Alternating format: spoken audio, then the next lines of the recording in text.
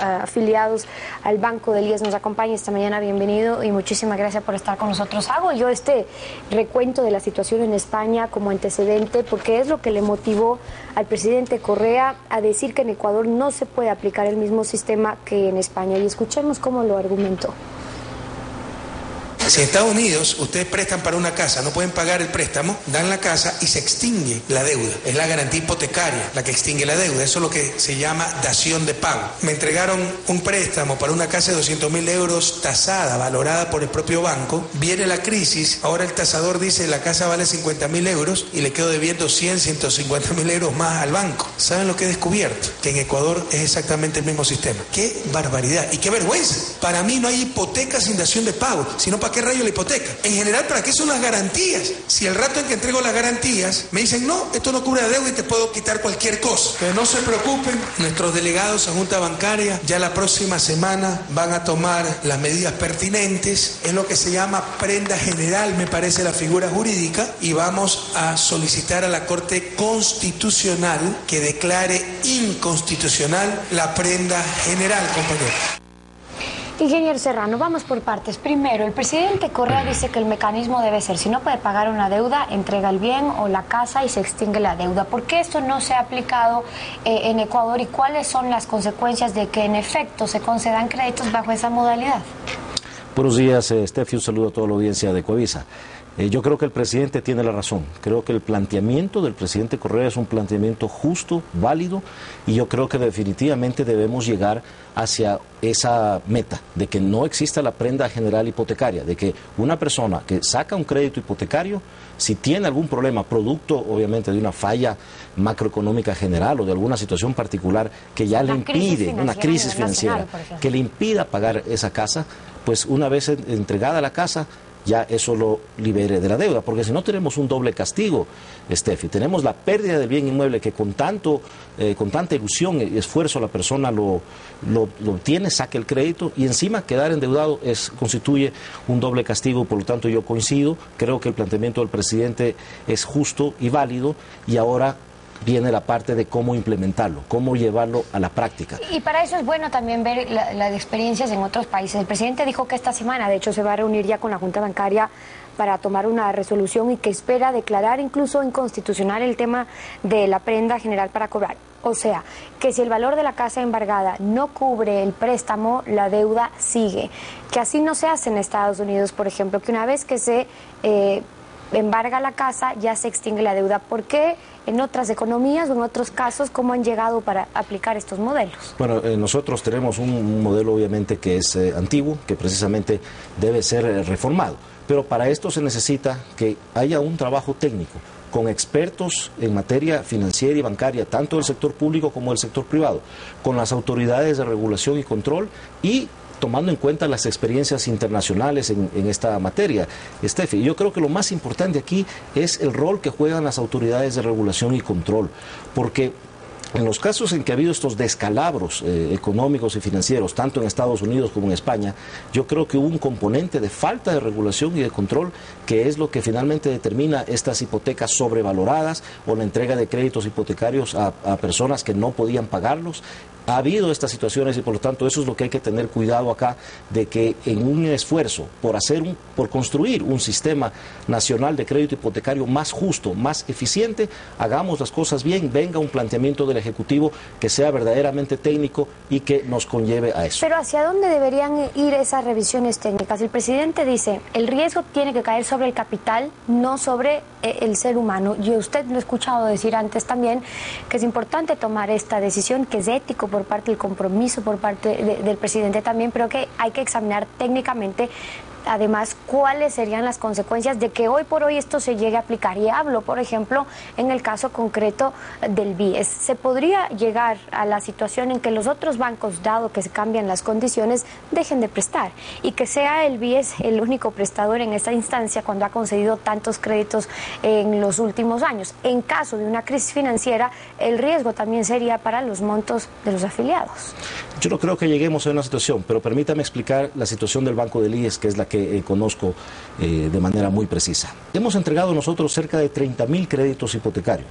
De esos cerca de 30.000 créditos, apenas 5, Steffi, tenemos vencidos. Es decir, los contamos con los dedos de una mano.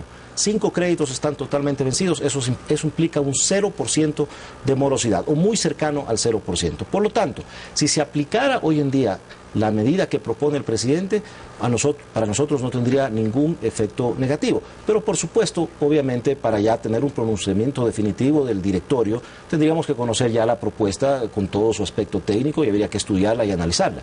E insisto, yo creo que aquí lo importante es, planteando de que esta es una propuesta válida y justa, construirla con los elementos técnicos, normativos, financieros y de mercado adecuados. Pero una cosa es analizar el escenario en estas condiciones y luego en el caso de que se llegara a dar una crisis. Bien hace usted referencia a estos 5 casos puntuales, estamos hablando, me imagino, desde el 2008 con el BIES, correcto, con el IES y el BIES en conjunto, pero el escenario, por ejemplo, en España es distinto cuando estamos hablando con una de las peores crisis, y en el supuesto de que llegara a haber una crisis, pues hay que pensar en esos escenarios cuando se cambian también esas condiciones. Y ahí viene la actuación de las autoridades de regulación y control, para que no existan hipotecas sobrevaloradas, para que no se entregue créditos hipotecarios a personas que no tienen las condiciones financieras para pagarlos, o que no se entreguen valores que las personas no puedan pagar luego de un análisis de crédito bien hecho.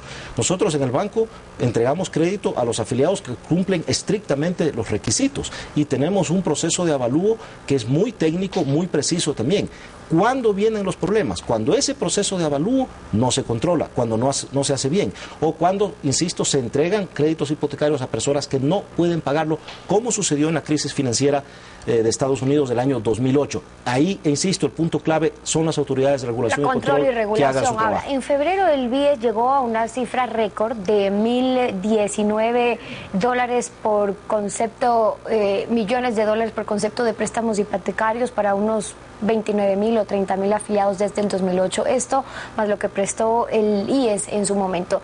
Si esta disposición se aprueba, ¿usted cree ahora, hoy por hoy, que el BIES podría tener que cambiar sus requisitos para conceder los préstamos o incluso reducir el número de créditos hipotecarios que está otorgando hoy? Recordemos que estamos conversando sobre un planteamiento conceptual. No existe todavía la propuesta delineada de forma técnica.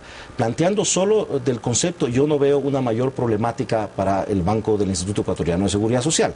Quizá tengamos que aumentar en algo las provisiones, pero insisto, estamos especulando porque estamos partiendo solamente de un enunciado conceptual general que, insisto, me parece válido y justo. Habrá que esperar con prudencia cuál es ya el planteamiento específico, y yo espero que eso sea trabajado con mucha técnica, con el debido tiempo, con expertos en la materia y tomando en cuenta las experiencias internacionales, para que tengamos una normativa que nos conduzca hacia un sistema nacional de crédito hipotecario que sea justo para todas las partes, para quienes piden el crédito y para quienes lo otorgan. Y para que no se vea afectado los créditos hipotecarios que se han venido dando, sí, favorablemente en los últimos años. Aprovecho la oportunidad para preguntarle, ingeniero, cómo está afectando al banco y al IES la deuda que mantiene el gobierno con el IES por el concepto del 40% de las pensiones más el déficit actuarial. En el espectro del banco, que es en donde tengo yo competencia como miembro del directorio, Steffi, yo le puedo decir de que todas las inversiones que tiene el banco con el gobierno central se encuentran totalmente al día en el pago de capital e intereses, tanto lo que es bonos del Estado como las inversiones en el campo petrolero Pañacocha, en las centrales de generación hidroeléctrica y centrales de generación termoeléctrica. Es decir, el gobierno central está totalmente al día en el tema de inversiones. Conocemos que efectivamente ya con el IES hay una deuda por el concepto del 40% de pensiones y servicios de salud. El ministro de Finanzas se ha comprometido a solucionar ya esto en los próximos días, en las próximas semanas. Creo que hay que tomarle la palabra y yo tengo confianza de que eso se va a solucionar lo más pronto posible. Ahora, ¿cómo afecta esto al banco? Nosotros estamos en este momento administrando un portafolio que supera los $8.000 millones y estamos trabajando con absoluta normalidad y tranquilidad. Si hubiera un pago en los próximos días o semanas del gobierno central al IES, el IES tomará ese pago, cumplirá con las obligaciones que tiene que cumplir y nos pasará el excedente. Y eso va a fortalecer el capital de inversiones, nos permitirá hacer más inversiones, generar más empleo y eso es positivo. Y ahí los beneficios para los afiliados de que esos pagos se puedan cumplir a la brevedad posible para que sean mejor invertidos, digo, los dineros de los afiliados. Pero usted hacía referencia a algo y es que el ministro de Finanzas ya ha dicho que hay que determinar cuáles son los montos para luego ya seguir con los procedimientos de pago, pero lo que parece esto es un cuento de nunca acabar, porque en los últimos años, más allá de un compromiso que se ha tenido este gobierno de pagar, por ejemplo, un déficit actuarial ya sumado de los otros gobiernos, que no es saldo ni deuda de este gobierno, sino de los otros, se comprometió a llegar a un monto, a pagarlo, pero luego también a decir cómo se tendrían que seguir cumpliendo esos desembolsos.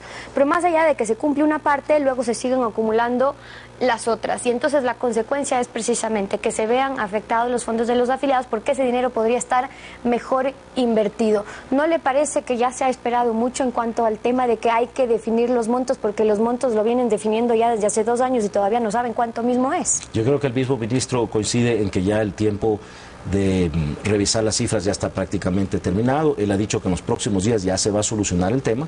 Yo creo que él está con esa misma idea en mente, ya de precisar definitivamente las cifras y poner la casa en orden, como se dice, y yo creo que eso va a ser positivo. Pero también hay otros temas, Steffi, que son importantes.